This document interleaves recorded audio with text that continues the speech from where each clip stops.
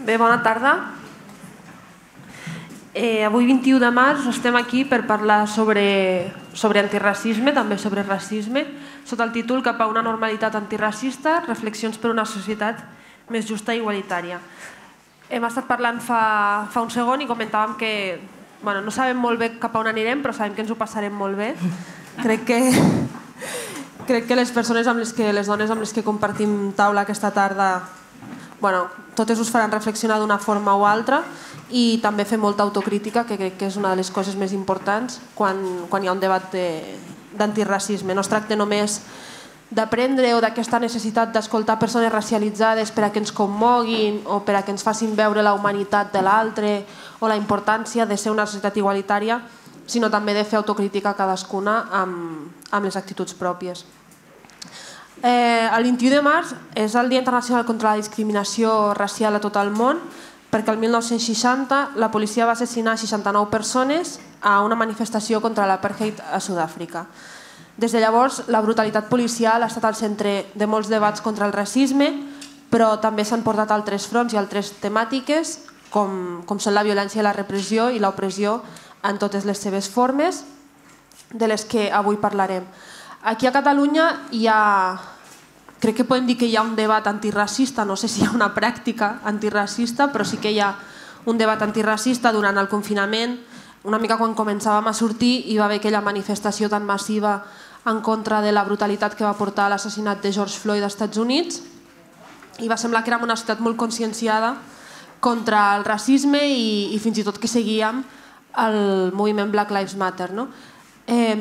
Després d'aquella manifestació contra l'assassinat de George Floyd no s'ha repetit aquella intensitat en molts casos de violència racista que hi ha hagut a casa nostra i que hi ha hagut contra persones que viuen al nostre territori i contra persones catalanes. Llavors, aquest és un dels temes també a comentar aquesta tarda. Com moltes vegades quan parlem d'antiracisme ens n'anem cap als Estats Units, ens n'anem a pensar el racisme francès, però ens costa molt pensar i acceptar que també hi ha racisme a Catalunya. Per mi és molt bona notícia que aquest acte estigui celebrant-se al Palau Robert i que estigui organitzat per la Direcció d'Igualtat, pel Departament d'Igualtat i Feminismes de la Generalitat de Catalunya, que quan hi ha autocrítica a fer, les institucions han de ser les primeres i per tant celebro que s'hagi organitzat aquest acte. Us presento a les dones que tenim aquí. Fathiha El Mouali és tècnica d'acollida, llicenciada en Ciències Econòmiques i doctorada de la Universitat Autònoma de Barcelona. Moltes gràcies, Fathiha, per ser aquí avui. Eunice Romero Rivera, que és directora general de Migracions, Refugi i Antiracisme del Departament d'Igualtat i Feminismes, la institució. Sònia Massuda Mora, actriu catalano-japonesa nascuda a Barcelona, que ha treballat a televisió i a teatre i que s'ha estrenat fa poc com a autora de This Is Not Here, Reimagine Yoko Ono. I Yolanda Sey, graduada en teatre musical a l'Escola Superior d'Art Dramàtic Eòlia, que és una de les integrants del grup musical The Seis Sisters. Abans de començar, crec que tenim una petita salutació de la consellera, que suposo que la podrem veure ara.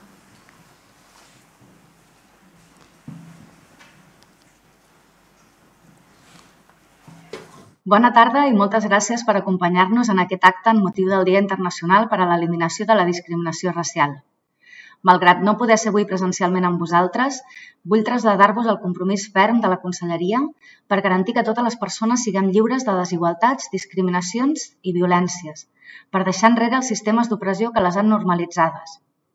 Perquè no és normal que el color de pell, el fenotip o l'origen condicionin la facilitat per llogar un pis, per entrar a un local d'oci o per obrir un compte bancari.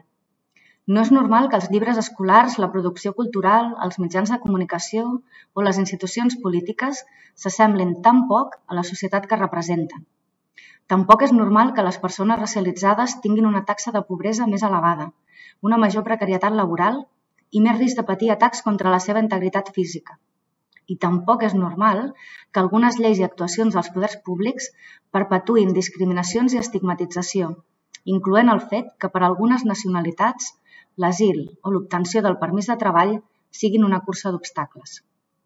Per tot això, reivindiquem la urgència d'avançar cap a una normalitat antiracista, on siguin erradicats tant el racisme estructural com el racisme institucional i on la perspectiva antiracista sigui transversal a totes les polítiques públiques. Moltes gràcies, Míriam, Sònia, Yolanda i Fatija, per compartir les vostres reflexions i experiències. En prendrem bona nota. Tal com dèiem el 8 de març, allò que trobem normal ha de ser molt millor i ho ha de ser ara. Aquesta és la voluntat de la Llei contra el Racisme que impulsa el Departament d'Igualtat i Feminismes i que és tan nostra com vostra. Que tingueu molt bona jornada.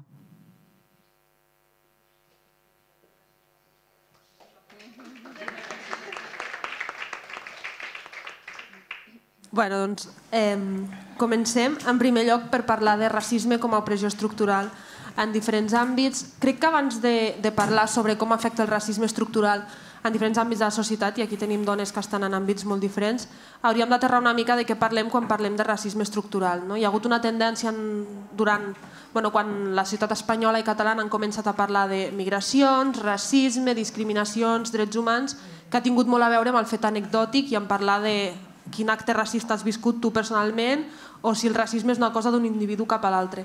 A mi m'agradaria primer que compartíssiu les vostres reflexions sobre com aterrem aquest racisme estructural i com hem d'entendre el racisme estructural.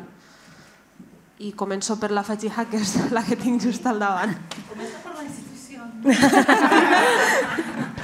Total. Molt bona tarda. Moltes gràcies per convidar-me a estar amb vosaltres en aquest acte. Haig de dir que no veig bé per les llums que m'estan donant en la cara, però cap problema.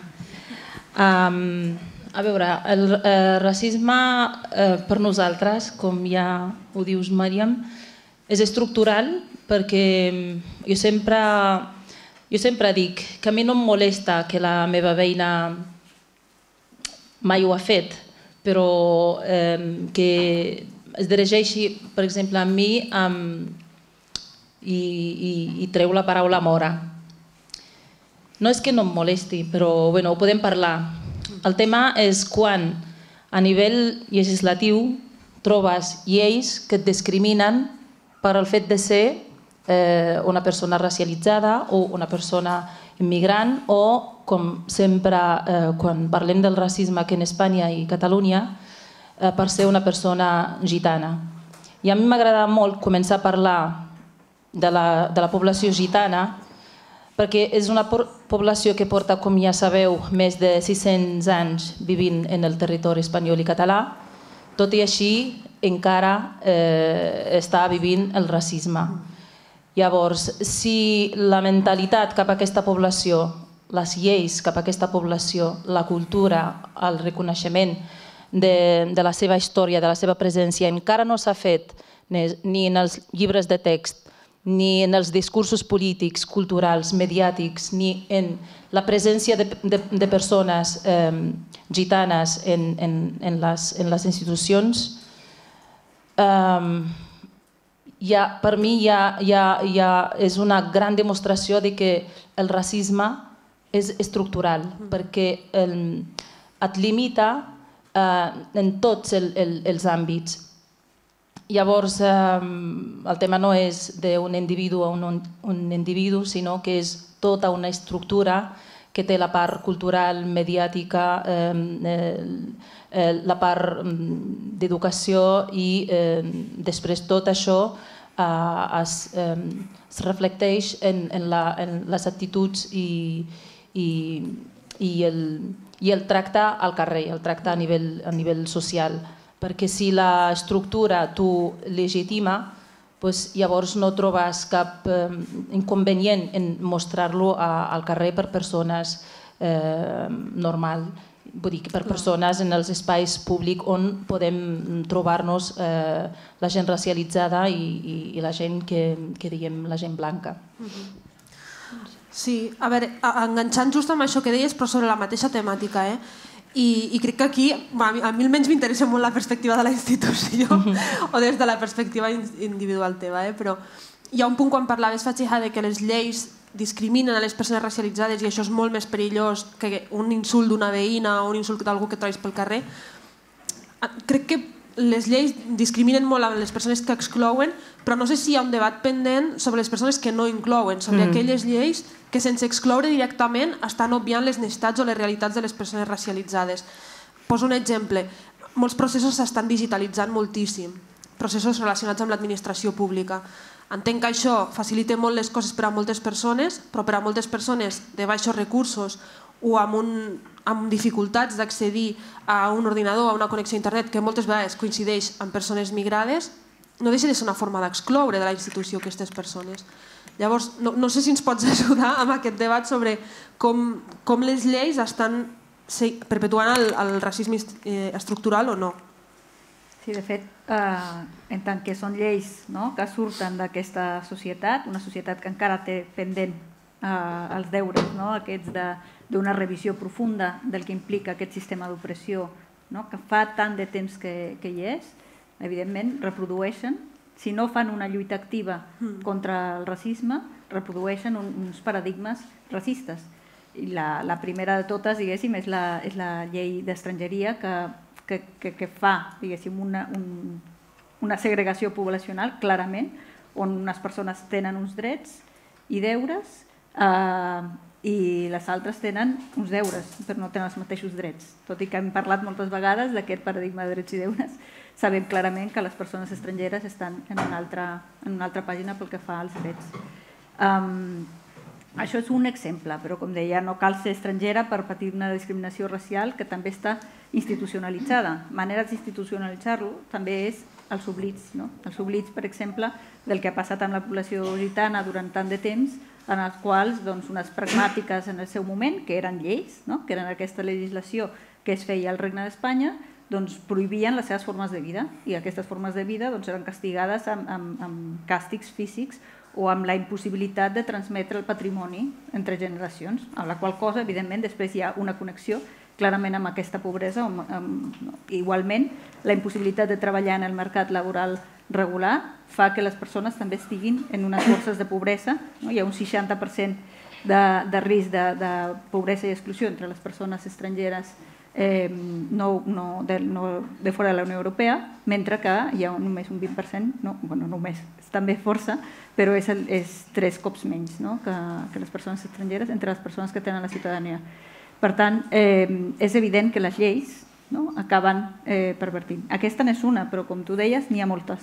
N'hi ha moltes que també es fan a nivell català i que per tant també ara que comencem tota una feina, ja s'ha fet una feina, una important pas endavant amb la llei 19/2020 contra les discriminacions, que inclou també moltes eines que podem ara ja començar a desplegar per combatre aquesta situació, però a més, específicament aquest avantprojecte de llei contra el racisme que estem desenvolupant comporta una obertura també del debat a nivell social, d'un aprofundiment democràtic, perquè no és una llei feta per a aquestes persones que són discriminades per una qüestió racial, sinó que interroga, diguéssim, tot l'espectre públic on hi participem perquè siguem conscients de com podem millorar la qualitat democràtica i generar una societat que sigui igualitària i cohesionada.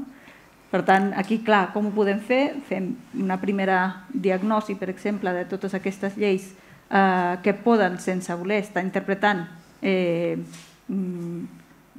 això per omissió d'altres realitats, de determinades realitats, no s'estaven tenint en compte. Doncs aquesta oportunitat de l'avantprojecte de llei ens permet anar de manera concreta i establir, escolta, potser aquest oblit és un oblit que perpetua una lògica racista i podeu corregir. Per tant, aquesta és la intenció, en principi, ara de l'avantprojecte de llei. Bueno, és un principi potent. Sí, aquí, bueno, aneu fent. Sí, en referència a això que estaves parlant ara de l'oblit, que crec que és una cosa, a part d'estructural, és històrica, vull dir, l'oblit del colonialisme, l'oblit de les persones negres, de com hem arribat, de com hem estat aquí, de com Espanya, Catalunya sempre ha sigut... Barcelona va ser el gran port esclavista, doncs tot aquest oblit porta a com estem ara, i òbviament ens obliden perquè no estem a la taula, no estem allà decidint les coses, i llavors si jo no estic reunida i no em veuen com a igual a igual i no estic en aquella taula prenent aquelles decisions, òbviament no en tindran en compte, no tindran en compte ni la meva realitat, ni que potser hi ha persones que tenen menys recursos per fer tots els tràmits digitals, o sigui, com que tinc la sensació que sempre es parla des d'un lloc que no es veu la realitat, que es parla des d'una muntanya molt alta i no veus què està passant a baix. I tinc la sensació que passa una mica amb això, que hi ha promeses, però alhora, de la veritat, la vida, la nostra vida segueix sent la mateixa, I tinc la sensació que això, que falta que estiguem a la taula de decisions perquè ens vegin i vegin que les realitats són diferents. Sí, i jo també, comentant el que parlàveu ara de que estructural significa això, com que hi ha unes lleis que t'impedeixen, també volia comentar que al final, quan parlem d'algú estructural, és que afecta tots els punts de la nostra vida, tant quan hi ha lleis com quan no n'hi ha, tant en els temes supergrans com poden ser els processos aquests d'adaptació de les persones que venen aquí, persones migrades, com en la nostra quotidianitat, a l'encendre la tele i trobar-nos en un panorama completament blanc, quan és una televisió pública que paguem entre totes. I quan diem estructural també significa que no podem escapar d'això. Encara que tu siguis la persona més antiracista, amb intenció de fer les coses bé, t'has nutrit d'un sistema que constantment et bombardeja amb una educació racista, perquè el fet de no tenir una educació ara mateix antiracista, tota la resta ens està educant per ser racistes. Els mitjans audiovisuals, les lleis, els discursos que hi ha per la televisió, els no discursos que hi ha per la televisió. Per tant, com que ara mateix és un problema estructural, que no és un problema de veïnes o d'un que pel carrer et digui alguna cosa, si no es fica remei i anem tard, realment, ens passarem la vida, passaran generacions i, llavors crec que el que comentaves, que es necessiten accions ja, que ja crec que hem de superar com l'etapa de creure si hi ha racisme o no, és com, ja ho hem de superar, hi ha racisme, és evident, i ficar accions perquè les nostres vides realment canviïn, les nostres i les de tothom, perquè no és una lluita només de les persones racialitzades, que això és alguna cosa que també sempre es pensa, com que és la nostra lluita, i no, és la lluita de totes. Unes perquè ho rebem, les altres perquè ho perpetuen, i sense voler-ho, perquè ja dic que al final és un sistema estructural que fas coses perquè t'han educat d'una manera. Llavors és una lluita de totes i hem de demanar totes canviar això i accions reals perquè això canviï. I Iolanda i Sònia, i us pregunto a vosaltres dues perquè esteu més al món, en l'àmbit de l'art, potser, i em genera més curiositat, però ara que parlava del racisme estructural, de com al final no pots escapar-ne, que és el que deies, i encens la televisió i la televisió està molt lluny de representar la realitat catalana, però també és veritat que comença a haver-hi algunes persones. Tu, per exemple, Iolanda, ets un exemple d'alguns moments en els que has tingut molta més visibilitat, en els que segurament han escrit moltíssimes persones dient per fi hi ha canvi, per fi hi ha canvi. Vosaltres sentiu que aquest canvi realment també té el potencial de ser estructural o són moments anecdòtics des d'un individualisme que pot frenar el moviment social? Jo personalment tinc la sensació que és una cosa molt individual perquè quan parlàvem abans del gran oblit, nosaltres dintre del món audiovisual i cultural estem oblidades perquè es parteix de la base que la base de la normalitat és blanca. Llavors, si partim d'aquesta base de que lo normal és blanc i tot l'altre som les altres que estem a la perifèria i som les externes que estem esperant que ens convidin a ser-hi, i això encara està passant ara mateix, vull dir, com que sentim que hi ha escletxes on podem entrar i si pensen en nosaltres o si són personatges més o menys oberts i que poden incloure, hi som, però dintre d'un càsting normal, d'una prova normal dient com, una noia, no hi entrem. I això mostra que el que estàvem parlant, que vivim en un sistema racista i que tots els àmbits ho perpetuen, cultural, social, polític, tot. Llavors, òbviament, com a artistes estem allà com... Jo tinc la sensació que estem vivint petites excepcions que fan que tinguem una escletxa per poder dir i per poder dir coses, perquè si no jo crec que no estaria aquí, però tinc la sensació que el canvi...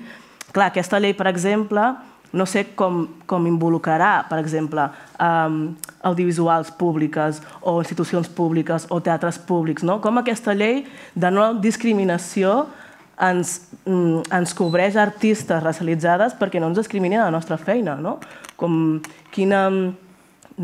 què es reclamarà a teatres públics per canviar les seves... qui contracten, qui no contracten a les televisions públiques. Tot això crec que és un buit que s'ha de posar sobre la taula. Sí, jo penso que... estic superd'acord que són casos molt anecdòtics i que també cal mirar quin tipus de cas és, no? Perquè en el cas de les persones asiàtico-descendents no veig exemples a les televisions catalanes on siguin exemples normals, que no siguin estereotipats, no? Perquè per sortir en una pel·lícula vestida amb un tratge suposadament xinès, fent coses suposadament de xinesa, clar, això no és... prefereixo no estar-hi, no? I ara mateix, no sé si ja ha acabat ja, però hi ha una sèrie a la televisió de TV3, no? Que és la televisió pública. Vols dir quina és? Sí, la del karaoke. L'última nit del karaoke. Llavors, una televisió que podem entrar totes, entre elles jo i altres companyes, no? De sobte veure un cartell, que només el cartell ja no hauria de ser, no sé com dir, ni legal, no sé, com amb tot d'estereotips. El 2022 penso, ostres, després de tota la feina que fem, no? I després, això que diem, que sí que trobem l'escletxa per poder estar-hi, perquè si no, no estaríem aquí, tu i jo, però també com hem arribat, no? Són a partir de moltes coses que hem fet nosaltres i que nosaltres mateixes ens hem donat, o parlo per mi, com he fet 2 obres que he escrit jo parlant sobre el racisme i les he escrit jo i he organitzat un grup de gent per portar-ho a terme, perquè he vist que en projectes externs, aquí majoritàriament, quan es busca una actriu on surti noia, nom, Maria, edat, 29 o 25, no es compta amb nosaltres, només es comptarà quan fiqui específicament euroasiàtica o afrodescendent o tal. Quan jo em dic Sònia i ja està, i soc d'aquí, vull dir, no... Llavors, queda molta feina a fer i estic molt d'acord que calen lleis on s'involucrin aquestes institucions públiques de l'audiovisual i dels teatres. Perquè, si puc donar un exemple, fa poc vaig anar a veure una obra a un teatre públic, no? Si igual no diré quin. Tu si vols dir, diguis, jo no et preguntaré, però si et ve de gust dir-lo no et tallis. Bueno, és igual. Vaig veure una obra que havien portat a un artista de Corea, que era un autor i dramaturg coreà, i li van programar 3 peces seguides, van fer un cicle seu seguit i genial, jo vaig anar a veure-ho, vaig veure les 3 peces, que era tota una tarda, i va ser per primer cop que jo vaig veure una persona asiàtico-descendent a l'escenari que no fos jo, no? Però a la vegada, i era com que bé veure això, però a la vegada pensava, aquesta persona estaria aquí si fos de Barcelona? Clar, aquest és el dilema. No, no estaria, perquè ens segueix agradant l'exotització, el dir, hem portat aquesta cosa tan exòtica de Corea. No? Hem portat aquest discurs d'allà i ara sí que el mireu, mireu aquesta cosa tan exòtica, i seguim reproduint comportaments molt antics, que és que no vull d'aquesta cosa del zoo, aquesta, no? I quan aquest teatre, des de la meva companyia, els enviem l'obra que estem fent antiracista, que parlem de coses on hi ha protagonistes asiàtico-descendents, però de Barcelona, no venen a veure-ho. Ni veure-ho per saber si els interessa o no programar-ho, no? Llavors, aquesta aquesta hipocresia crec que s'ha de ficar sobre la taula i des d'aquí diem que no ens la creiem. En l'àmbit hi ha més... Tu treballes en l'àmbit social. A mi m'agradaria afegir només una coseta en relació a la població també musulmana. Jo crec que hi ha... Les pel·lícules que surten i parlen sobretot de les filles, sempre el tema gènere aquí, quan es parla de la cultura musulmana o de la religió musulmana, les dones com a víctimes, les filles com a víctimes d'unes famílies amb una mentalitat patriarcal. Vull dir que la mateixa línia sempre es busca l'exòtic d'aquestes cultures i d'aquests col·lectius. La pregunta aquí és... quan no et veus representada de forma rigorosa, amb respecte, en els mitjans de comunicació, en el currículum escolar, en els discursos dels polítics, en els discursos de gent reconeguda a nivell cultural, difícilment et sentiràs o difícilment sentiràs pertinença a tot el que representa tot això. El problema per mi és que, a part d'això, a part d'aquesta estructura racista, paral·lelament tenim un relat fet sobre nosaltres, que quan tu no acceptes aquest tipus de coses que passen a nivell estructural, quan no l'acceptes i no hi participes, et consideren com a persona no integrada, que ja han constituït una estructura que estereotipa, que et limita, que et discrimina, i després, paral·lelament, un discurs fet sobre tu per justificar el per què no estàs allà. I difícilment et donen l'opció, com ha dit la companya, o l'oportunitat d'explicar el teu relat. No, el relat ja està fet sobre tu. I si tu qüestiones aquest relat, moltes vegades vull dir que allò que expliques per a ells és que no té... És la teva història, la consideren com no, això és la teva història. A mi el positiu del que està passant en el moment d'ara en quant al discurs antiracista, sobretot aquell elaborat per persones racialitzades, és que per fi totes nosaltres, com he dit abans, el poble gitano, les persones afrodescendents, les musulmanes, les asiàtiques, estem dient el mateix.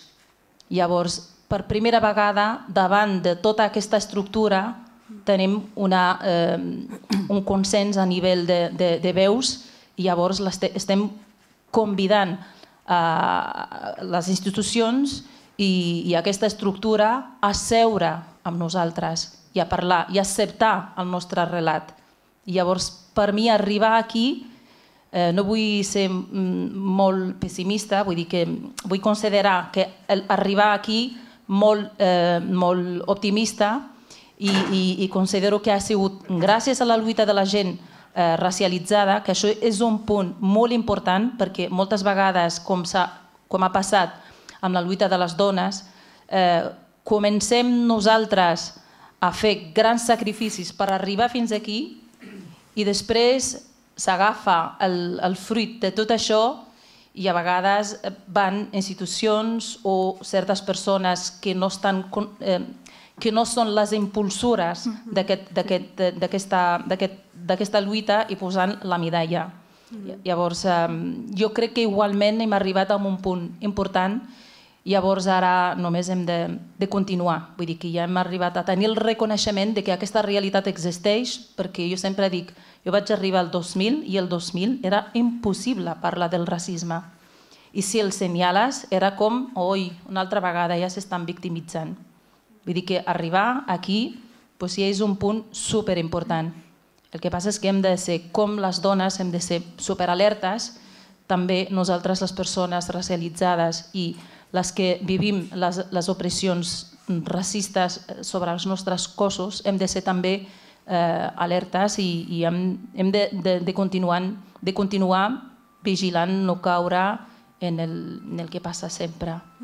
No vull parlar malament de les institucions, però com a una que treballa també en una institució, sé molt bé que quan a vegades les institucions agafen una causa, la polititzen, i quan es polititza la causa, a vegades es perd la causa i s'instrumentalitza. Ara que deies això de la institució Fatxiha, hi ha moltes institucions, i ara potser més encara que abans, que es fan dir antiracistes o que diuen que treballen pels drets de les persones racialitzades i que això fa que en lloc d'estar en moviment constant d'aprenentatge es tanquin en jo ja sé el que estic fent perquè fa 20 anys que ho estic fent o perquè porto 30 anys treballant amb persones migrants i ara no vindràs a dir-me que sóc racista. I m'interessa fer-te especialment a tu la pregunta com a professional del sector. Aquesta actitud que al final fa més difícil avançar en molts casos, com es pot treballar tant des de la persona que no s'adona que s'està tancant en si mateixa com des de l'equip que hi ha de treballar? Si tens la resposta o si és un... A veure, és que jo també porto molts anys en aquest camp i he vist de tot, de tot. El que estic veient ara és que les mateixes persones que fa 10 anys defensaven una postura concreta que era superracista, les mateixes persones ara estan, no per convenciment, sinó perquè l'ambient ara no tolera tant de racisme, o almenys el racisme declarat i visible i directe. Llavors camuflen aquella forma de fer per no donar la imatge de persones. Més que persones racistes, persones amb actuacions i actes racistes. Llavors, aquí és on hem de treballar amb la institució per saber exactament com es podria portar a terme, a la pràctica, la llei antiracista. Sí, perquè les pròpies persones que l'han d'executar o que l'han d'aplicar, quines garanties pot haver-hi de que hagin aconseguit veure-ho des de més enllà, o de no caure un altre cop amb la mateixa perspectiva racista, o de pensar parlar de racisme és victimitzar-se, que potser ara no es fa tant però segueix fent bastant. Llavors... Jo crec que primer una mica també complementari amb el que deies abans, perquè ara estic una mica esquizofrènica entre institució i l'altre rol, però hi ha una cosa que em sembla força rellevant, que és, de fet, el fet que jo ara mateix estigui portant a terme aquestes polítiques sent la primera persona immigrada i racialitzada, és una oportunitat, i alhora tota l'estona no deixem d'estar alerta d'aquestes qüestions que tu deies, perquè és així, és a dir, l'ordre del discurs, no perquè una persona tingui una intenció o una altra, sinó que aquest ordre discursiu, aquest ordre que ja marca el relat és un relat que forma part del procés de racialització, sigui de manera estructural o sigui de manera d'excepcionalitat, que finalment és el que és el joc liberal, neoliberal dels jocs de representació o el tokenisme, que finalment també és un altre gran front a combatre, perquè no es tracta només que tu pensis jo soc aquí perquè ja hi som tots, sinó que alhora tu en el lloc que hi ets puguis avançar i transformar les condicions perquè l'endemà no siguis tu l'única sinó que hi hagi unes altres tantes persones que puguin ser-hi. Aleshores, la llei una mica està pensada en la mateixa línia, que no només estiguem parlant de determinats seients amb un nombre de persones o una representació determinada basada en un percentatge, sinó sobretot per lluitar contra aquells espais perquè es transformi generalment, no només per generar l'excepció, o l'espai o l'escletxa perquè puguem arribar-hi qualsevol de les que som aquí avui, sinó perquè les condicions que han fet que siguem tan poques les que hi arribem desapareguin mica en mica. I això també hem de tenir en compte que no es fa només des de les lleis. Això és superimportant. Quan parlàvem abans d'estructural, estructural, com tu deies, és que surt a tot arreu. També és veritat que és un procés, aquest de la llei, que ens permet, encara que no sigui matèria o susceptible de ser legislat en un àmbit legislatiu a nivell de Catalunya, sí que podem fer una interpel·lació directa i a través del pacte, per exemple, de les eines o el pla de treball que puguem tenir des de la Direcció General, convidar transversalment a la resta de l'administració, per exemple, les polítiques culturals, que parlem de drets culturals de totes les persones, també de les que són racialitzades, de les que poden haver estat immigrades, però de totes les altres que no ho són i que són racialitzades i que no tenim els instruments per parlar en nom propi, per parlar les eines de producció. Per què? Doncs perquè hi ha un procés que crec que tothom, aquesta racialització no és només que et marqui com a excepcional, sinó que s'acompanya d'un tema d'empobriment també. Per tant, és un sistema d'opressió complex, que és el mateix que el patriarcat i que alhora és un procés de classe que va fent una distribució del poder i del poder econòmic també, estructurada en línies racials. D'això és el que parlem quan parlem d'estructural, d'això és el que parlem quan parlem de racisme, nosaltres, no d'aquesta anècdota. I per tant té derivades en tots els àmbits. I aquesta observació i aquesta aixecar una mica, desvetllar per totes aquelles persones que potser no han estat conscients fins ara perquè no han pogut viure en primera persona, que tinguin clar quins són els elements que ens fan comprovar que la nostra societat està produint aquests processos de racialització. I per tant, això ho posem sobre la taula en aquest procés, que també és un procés participatiu, precisament perquè diverses realitats puguin tenir veu a l'hora de dissenyar aquest propi avantprojecte de llei, que és una feina llarga, ho sabem, no només per la llei, sinó tota la feina antiracista és una feina tan llarga com ho ha estat la lluita contra el patriarcat, però volem que siguin unes bases que vagin profundes, unes bases que vagin directament a les condicions de vida de les persones i no només això, a la part més superficial o que pot ser l'observada, perquè ara ja tenim, no te n'oblidis mai que sempre hi hagi aquest contingut a la teva amanida, que sempre hi hagi aquest coloret, sinó que sigui una qüestió de canviar les condicions de joc, les regles de joc. Sí, no sé, jo estava pensant ara en això que deia la Fatija, de quan treballes amb equips que veus clarament que falta una formació antiracista, no?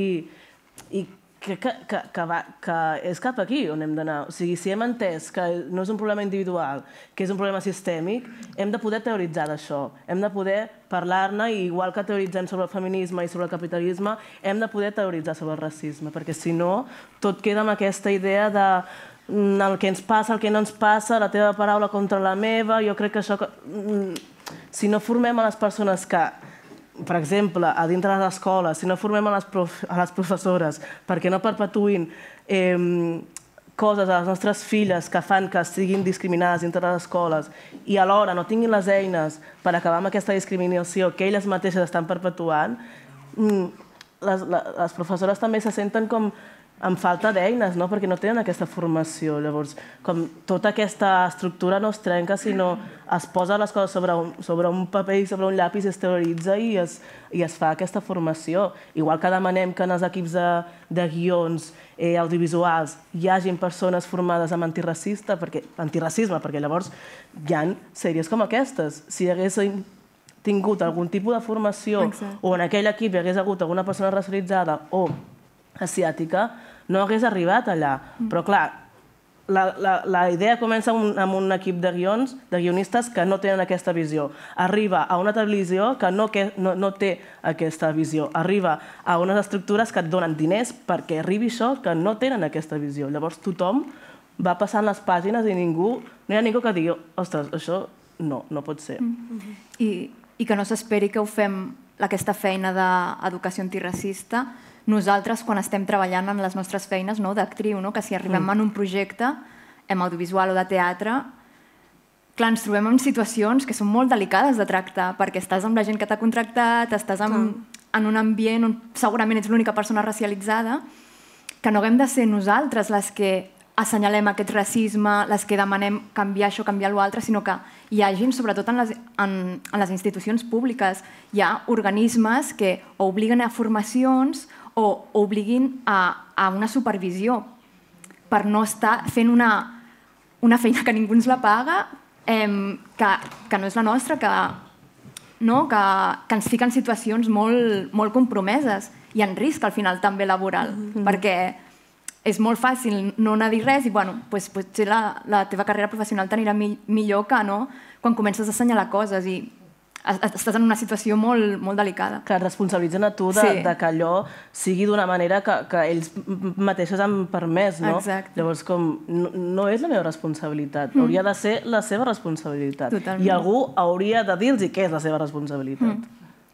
Que com a actriu racialitzada o com a cantant racialitzada o professional racialitzada no tens cap obligació de tindre una formació antiracista, ni molt menys de posar una perspectiva de col·lectiu, que moltes vegades també nosaltres ara perquè estem en un espai en el que totes venim de moviments antiracistes i hem fet una opció de formar-nos en aquest àmbit, però hi ha persones racialitzades treballant en molts àmbits que aquesta formació no tenen per què fer-la, no és obligatori, que el temps que guanyen el poden dedicar a aprendre a programar i no tenen cap obligació d'estar fent com aquesta revisió antiracista, que sembla com obligatori fer-la i que a més si la fas sense que estigui sense fer-ho conscientment, moltes vegades potser també estàs posant la teva perspectiva personal i no necessàriament la de col·lectiu. Per exemple, abans Fatija comentaves la importància de que ara s'hagin alineat molts col·lectius que estan creuats pel racisme, que abans anaven separats. i potser fa temps una persona musulmana hagués pogut detectar una sèrie de racistades en un guió, però segurament les racistades relacionades amb antigitanisme no les hagués vist, perquè no hi havia aquesta coordinació i ja està. I per ser una persona racialitzada no tens visió d'absolutament tot. Abans de passar a les preguntes i ja anar tancant, sí que hi ha un punt que a mi m'interessa, que és el tema de la... A mi m'interessa tot el que heu anat comentant i crec que aquí podríem estar moltes més hores.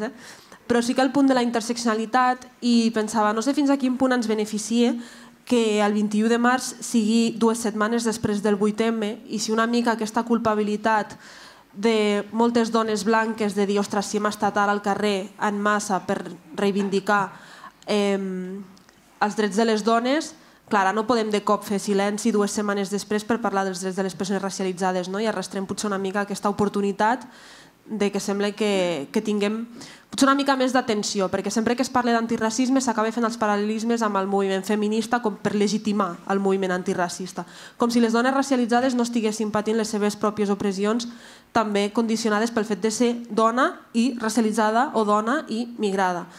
Avui mirava uns cursos de la Universitat Autònoma, universitat pública, que crec que és una dada que Sònia has dit molts cops i és molt important. Hi havia un curs sobre la història de les dones i deia, és un repàs de la història de les dones des que neixen fins que tal. Clar, quan mires el pla docent, totes les dones que hi ha als exemples són dones europees o americanes, dones de contextos occidentals, no? I llavors saltes al mòdul de dones que han viatjat o que han participat en missions militars i més de lo mismo. I dius, la temàtica em sembla superinteressant, però la perspectiva, el que deies, Fatxiha, a mi m'exclou. Jo no tinc per què anar a perdre 6-7 dijous de la meva vida en escoltar històries de dones blanques sabent perfectament que s'està invisibilitzant a dones del sud global, digueu-li com vulgueu, que han existit. O sigui, si no haguessin existit, doncs és el pla docent i ja està. Però sabent que han existit, es podria dir mòdul històries de mujeres occidentales, i així jo obriria el pla docent sabent el que em puc esperar. Però si la Universitat de Barcelona fa un mòdul històries de dones, jo espero que siguin històries de dones. I no ho eren. Llavors, aquesta intersecció entre ser dona, ser racialitzada i com això també afecta el dia a dia i la forma en la que veiem tant el moviment feminista com el moviment antiracista, sí que m'agradaria que en poguéssim parlar encara que fos una estona. Sí, és que... És que és molt... Sempre s'acaba sent el mateix problema, o sigui, com el centre i la base segueix sent sempre la mirada blanca occidental i tot l'altre som les perifèries i som les altres, no? I sempre ens sentim com les altres tota l'estona, no? Llavors, és que no va de com a dones racialitzades i negres ens inclogueu en el vostre feminisme, és que va de que nosaltres som el feminisme també, és que no va de que ens inclogueu perquè anem a fer una setmana de dones migrades i racialitzades, no, és que nosaltres estem estem a dins del dones, no? Llavors, clar, òbviament passen aquestes coses i òbviament tornem al mateix problema de és una qüestió de base de sistema, o sigui, si la blanquitud heterocis és el centre, a partir d'allà es crea tot l'altre i tot l'altre estem fora. Llavors, des de la institució és que s'ha de trencar amb això i això, bueno, s'ha de curar moltes ferides de ho estic fent malament, sí, s'estan fent malament les coses, però és que s'han fet malament des de sempre. Llavors, si no assumim que les estem perpetuant igualment de malament, no les canviarem, clar. Potser el difícil és demanar-li a la gent que està al centre que s'ha d'apartar no en el sentit simbòlic, sinó en el sentit literal. O sigui, de les condicions materials et canviaran perquè has de marxar d'un lloc en el que estàs moltes vegades o has de canviar l'estructura per a poder desplaçar el marge. Sí, aquest és el tema i no sé, també... És que aquí obrirem molts melons, Però... Clar, és que llavors no surt el tema del debat de les quotes, no quotes, no sé què, no sé quantos, clar. Estem parlant de que el centre s'ha de dividir. O sigui, el centre ha de deixar d'existir i ha de ser un sistema horitzontal, no? Si hi ha una persona que està al centre, doncs aquesta persona ha de marxar del centre i que entrin altres persones per ocupar el mateix espai. Això vol dir cedir l'espai, literal, o sigui, apartar-te del mig. I si no hi ha ningú que obligui que aquesta persona s'aparti del mig, no s'apartarà, perquè el mig és brutal, el mig mola molt, el mig ho tens tot. Però si no vols sortir del mig, algú t'ho ha de dir que t'apartis. No sé, és que... Però alhora és això, no? No és només al mig, o sigui, no és només que vulguem recanviar peces al mig, sinó que alhora volem transformar perquè no hi hagi aquest mig, sinó que hi hagi un sistema policèntric, en tot cas, que no hi hagi precisament el que deia, si aquest curs de dones blanques no es diu curs de dones blanques, es diu de dones, perquè viuen des del no lloc, però el punt és que aquest no lloc no l'havíem interrogat fa 4 minuts amb el feminisme, no havíem parlat de la posicionalitat, de la situacionalitat com una qüestió, doncs a vegades ens oblidem de tots els altres plànols on els que ens situem també, i fins i tot, lastimosament, jo crec que acaba passant que hi ha una competició i arribem a aquesta olimpiada de les opressions que ja és terrible, perquè aleshores què posem primer, i aquí comencem amb una batalla absolutament estúpida mentre continua havent-hi al centre la blanquitud hetero cis dels tios, que per tant ens distreuen de la lluita per aquest voler aquest mateix centre, quan en canvi si tu fas també una rebel·lió, diguéssim, a aquest sistema que situa un centre molt petit per tenir tota una perifèria enorme i comences a qüestionar-lo, doncs potser aquí justament trobem alhora una transformació, que és que ens toca fer tota la transformació alhora. A mi m'ha agradat la frase de aquí obrirem un meló i no acabarem. Sí, perquè sembla mentida que les dones que porten ara bastant de temps qüestionant la centralitat aquesta que estava en mans dels homes i que s'ha fet molt de treball per conscienciar la societat, de que la societat és de tots i totes. Ara els costa acceptar que el mateix treball l'han de fer amb elles mateixes i compartir aquest espai. No necessitem treure ningú de cap lloc, és només compartir aquest espai perquè és de tots nosaltres i de totes nosaltres. Sembla mentida que després de molt exercici per fer reflexionar a l'home, quan ho hem de fer nosaltres o quan ho ha de fer un cert feminisme, li costa acceptar-ho.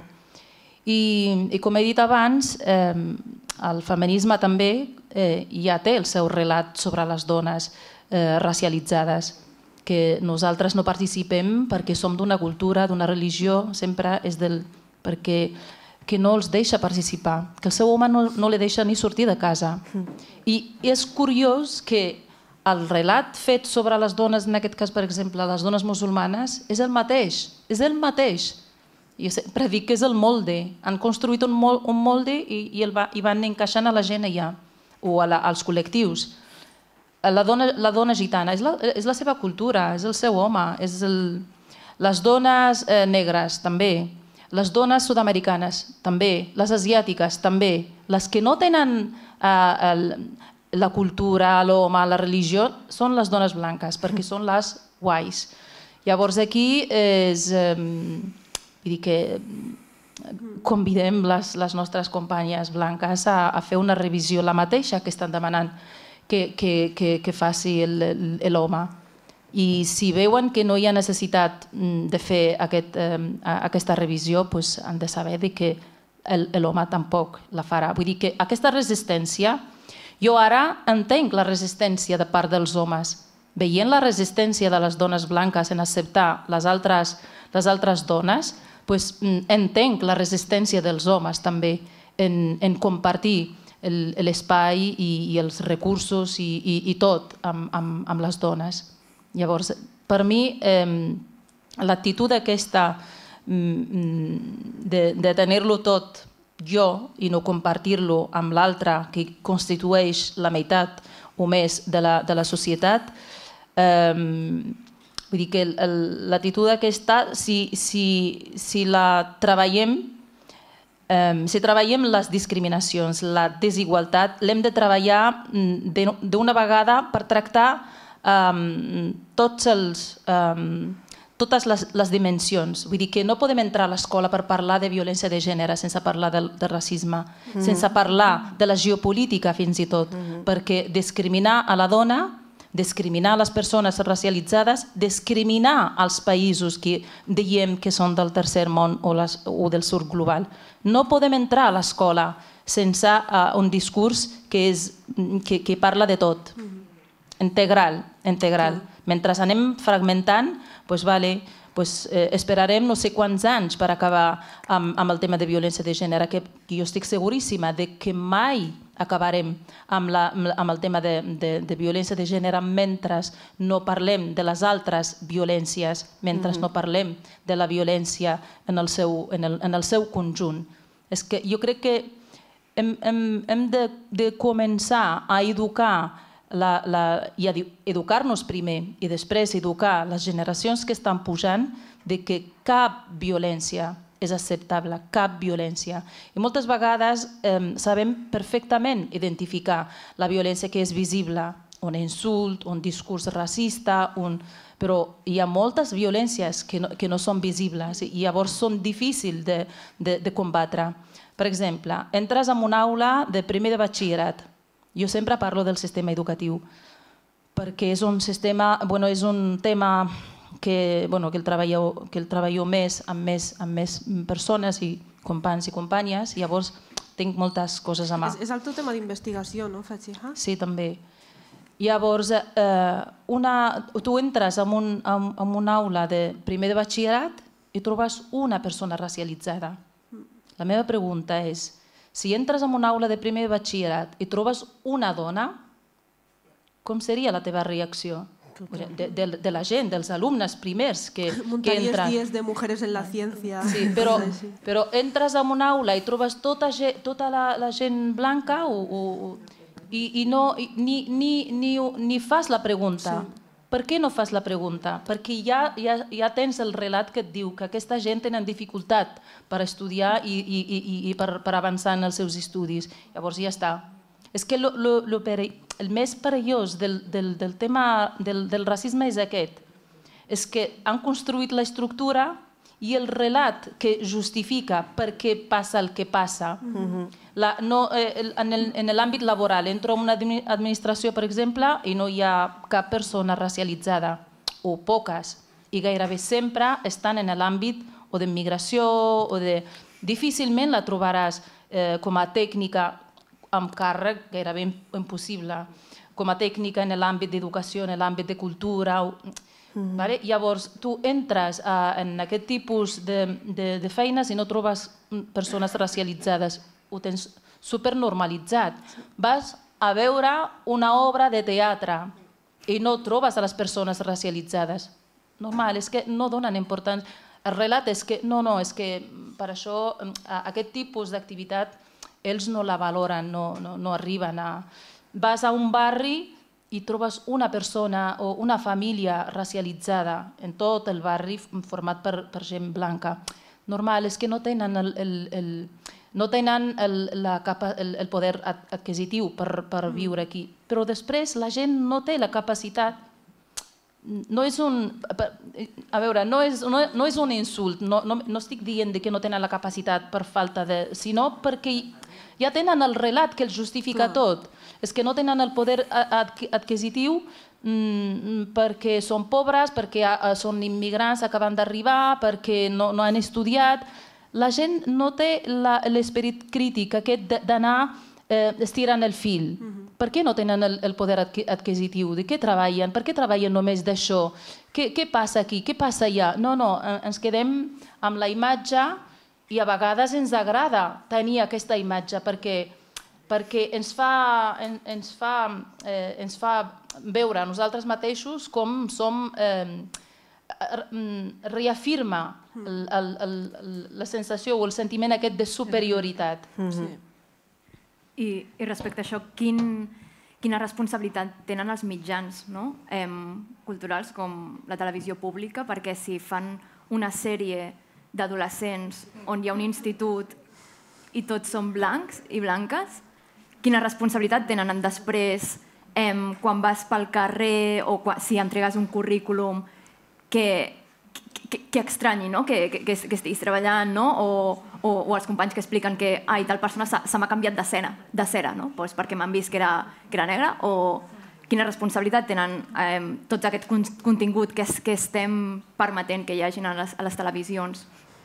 I no sé, també parlant del tema aquest del feminisme i de com costa que vegin la lluita antiracista, crec que un dels problemes més grans, que també passa amb el masclisme, és que no se senten interpel·lades i interpel·lats perquè no han exercit una violència física. I jo crec, sincerament, que igual que el masclisme, igual que molts homes senten que no els cal un discurs feminista perquè no peguen a la seva dona o perquè tenen companyes de feina dones, crec que en el feminisme passa el mateix amb les persones racialitzades, perquè pel simple fet de pensar que elles tenen amigues racialitzades i que les tracten igual que una amiga no racialitzada. És com, no veuen que hi ha alguna cosa estructural i de privilegis que les involucra sí o sí i que, per tant, han de ser per activa del canvi. I no veuen que els privilegis els tenen, els vulguin o no els vulguin. No decideixes com a persona blanca tenir privilegis. Els tens quan neixes en aquest sistema. Els tens. I com deia una companya, la Sílvia Albert Sopale, en una obra de Pareu de parar-me, deia no ets responsable dels teus privilegis, però sí del que facis amb ells. Llavors, les persones blanques no són responsables de tenir aquest privilegi, que un privilegi no significa que algú t'hagi regalat res. I tant que no, perquè també hi ha una mica aquest rebuig cap a no, és que ningú m'ha regalat res, m'ha costat molt arribar aquí, o jo també estic sense feina.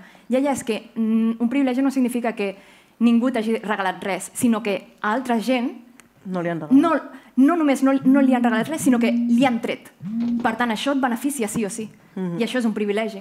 Llavors, tot això s'ha de saber. I com a opinió personal, si no es fa obligatori classes d'antiracisme, no se sabrà. I si no es fa publicitat antiracista, ara amb la pandèmia, que s'ha fet molta publicitat de que havíem de tossir així, que havíem de portar mascaretes, i al final saps que has de portar mascareta, doncs s'han de començar a ficar anuncis per la televisió, classes obligatòries, a tota la gent que vulgui accedir, opinions personals, tota la gent que vulgui accedir a beques que es donen des d'institucions públiques per fer creacions culturals, obligatòriament han de tenir una formació antiracista, perquè no poden ser que diners públics vagin destinats a la teva llibertat de crear el que vulguis i si és racista, que sigui racista. No, no pot ser això.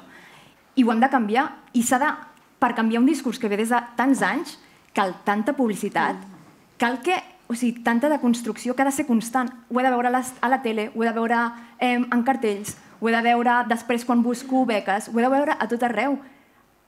S'ha de construir tot això, no? I no passarà per art de màgia. Llavors, institucions. Crec que ha estat un debat superinteressant. Moltes gràcies a totes, de veritat.